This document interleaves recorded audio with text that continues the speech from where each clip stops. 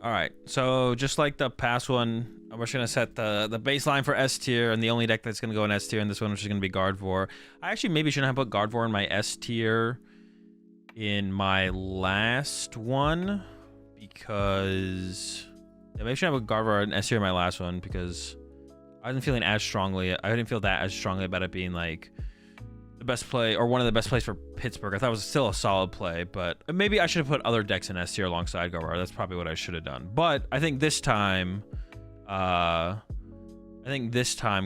is the only S tier deck going into Peoria, like for sure. And it's like currently probably my top pick, to be honest. Like if I was playing in Peoria tomorrow and just like wasn't talking to my team for the tournament at all, I would probably just play Guardevoir, to be honest. I think that's all right now.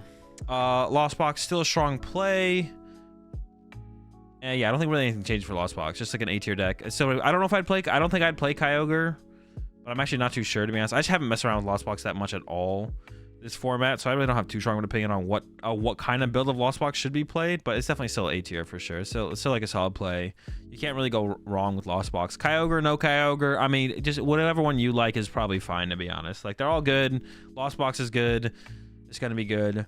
Miraidon Flaffy, probably a tier 3 deck. I think it's still solid. I think if I think with the rise in Charizard, you are going to want to go to a more path-based build for sure.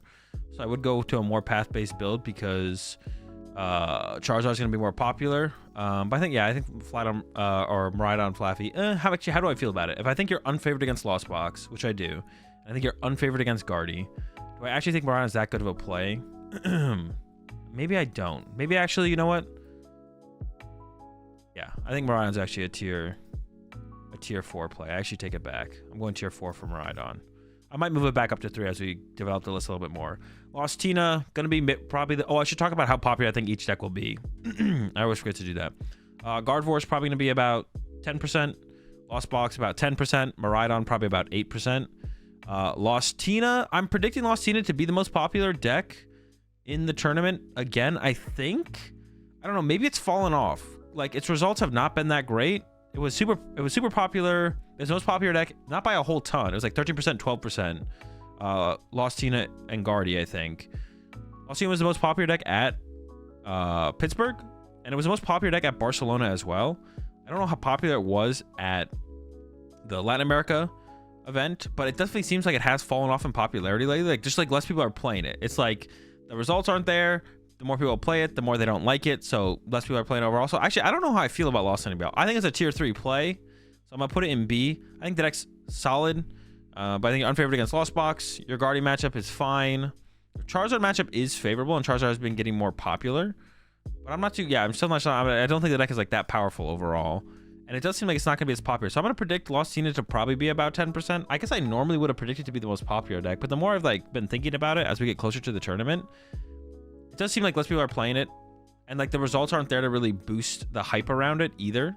So yeah, I'm going to go with Tina being not that popular. And not the most popular. It might be the most popular deck, but it won't be by a lot. It'll be like 12%. If it is the most popular, it'll be like Lost Tina at 12, Guardy 10, Lost Box 11.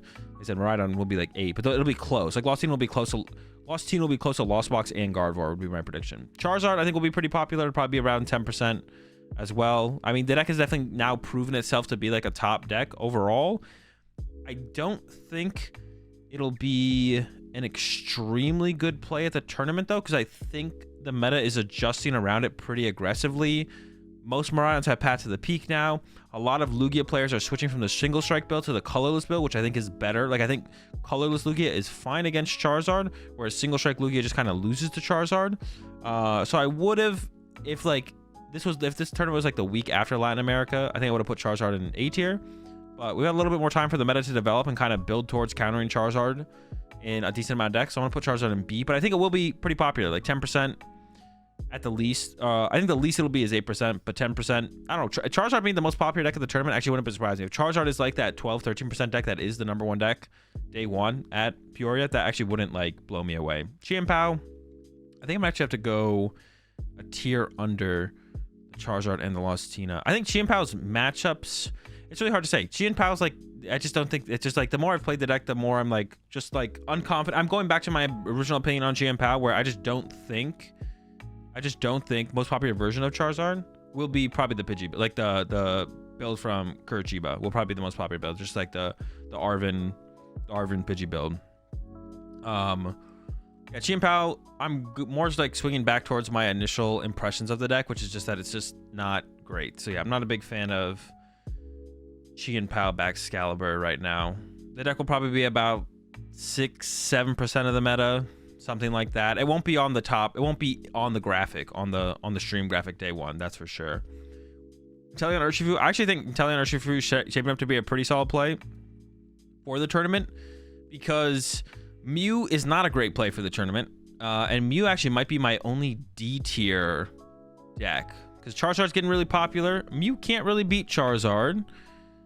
Urshifu's worst matchups were Mew and Single Strike Lugia. So if the Lugias are switching over to colorless Lugias, which don't play Serena and play less V-Guards, I think Urshifu has a better time against those. And if Mew's just not really around, that's also good for Urshifu. So I think Urshifu is actually shaping up to be a really, really good play for Peoria. I think it's just like shaping up to be really, really good for Rapid Strike. So I'm going to put Rapid Strike in A. It's looking good for it.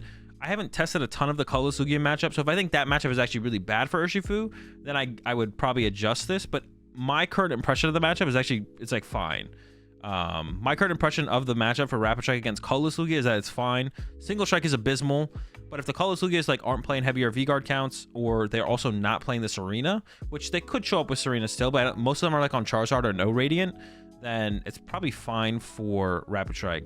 Also, my impression of the Rapid Strike, my impression of the Rapid Strike versus Charizard matchup is that it's fine for Rapid Strike. If it is, but I haven't really gone too in depth on that one. So if it does turn out that Rapid Strike is unfavored to Charizard, then that would probably flip my opinion, and I would say Urshifu or Rapid Strike is not a good play.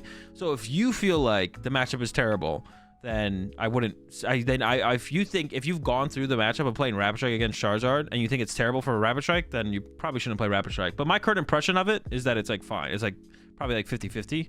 If not favored for Rapid Strike. So but I would also like, I would play double Cheryl in Rapid Strike, because that helps in the Charizard matchup a lot, because you just want to sit there and not take prize cards and just like set up a bunch of damage and play, and then like draw a bunch of prize cards in one turn. Single Strike Lugia I think is a pretty bad play right now, because the Charizard popularity going around. And I think I would even like, I just wouldn't touch Single Strike. I think colorless Lugia is pretty good though. I just want to touch Single Strike. It's probably going to be like 4% of the meta. Lugia's kind of share a percentage of the meta, I feel like, though. I feel like a lot of people who are playing Single Strike Lugia are just switching over to colorless Lugia, which makes sense. So we'll see a lot of, like, there's still going to be a decent amount of Lugia. Like, Lugia is still going to be a 10% deck, but it's just going to be less Single Strike and more colorless. I think colorless Lugia is actually a pretty good play for the tournament, though. I got colorless Lugia up here in A tier, alongside the Lost Box and the Rapid Strike. I'm a big fan of colorless Lugia. I think its deck's really solid. I think the Mew is like the missing piece, to be honest. Like, I always thought colorless Lugia was like fine, but like there's no reason to play it when Single Strike is just better, and there's like other decks that are just better. But I think colorless Lugia, now there's like an argument to actually play it alongside some of these other top decks. So I actually really like the colorless Lugia right now. So I think it kind of just replaces Single Strike Lugia in the tier list. Like, I would have had Single Strike Lugia up here if Charizard wasn't like all of a sudden super popular. So instead I have the colorless Lugia up here instead. So yeah, big fan of colorless Lugia.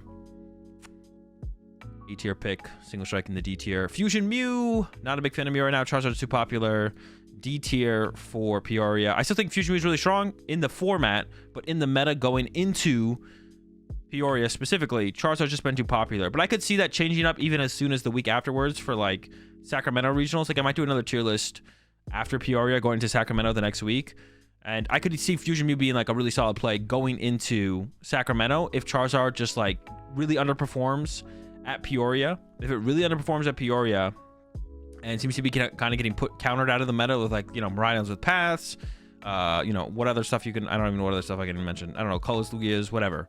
Then I could see playing Fusion Mew, but right now, Fusion Mew for Peoria, I'm not a big fan of it. I'd put that in the D tier. And then Palkia, because I think it has a terrible Charizard matchup for the same reason as Fusion Mew, is also going to go into the D tier. I'm a huge fan of the Palkia deck. I really like it, but Charizard seems like it's going to be the big deck to kind of pick your deck around going into Peoria. So I wouldn't play Palkia. I wouldn't play Fusion Mew. Wouldn't play Single Strike Lugia. They get D tiers. Miraidon and Chien Pao Baxcalibur, I'm not a huge fan of them. I feel like they're pretty underwhelming overall as decks, but they're not bad choices, but they're definitely C tier. Solid choices, but I feel like you could do better. Lost Zone Tina and the Charizard deck. And then I think the best decks to kind of pick from, if you don't want to play Guardevoir, would be Rapid Strike, Lost Box, or colorless Lugia. Big fan of all these decks going into the tournament. I mean, it's really hard. Like, Lost Box, like I said, is not a deck that I've actually been messing around with too much, but it's just, I don't know. You can't really count Lost Box out ever. Like, we even saw that at the first regional in North America here at Pittsburgh, where Estrada won with Lost Box Kyogre. So you really can't count Lost Box out. There's a bunch of different ways to play it and kind of craft the list around the meta. So there's definitely a couple of different, probably really good ways to play Lost Box out there. There's probably a best one overall, but like you can't go Kyogre, no Kyogre, whatever it might be. They're all kind of good. So yeah, that's my tier list heading into Peoria Regionals.